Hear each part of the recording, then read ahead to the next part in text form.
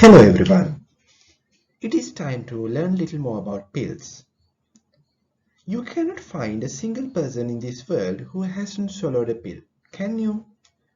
Do you know that entire Himalaya mountain can be covered with the paracetamol which used by worldwide patients in 1 year?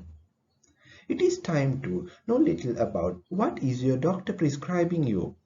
So let's solve this mystery together. So what is a pill? Just think about it. We are going to talk about all the pills in the world. Really?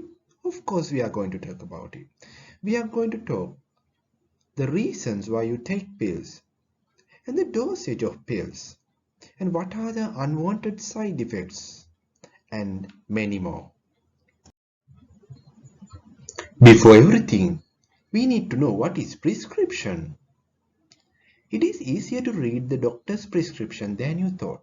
Of course, despite the bad and almost unrecognizable handwriting.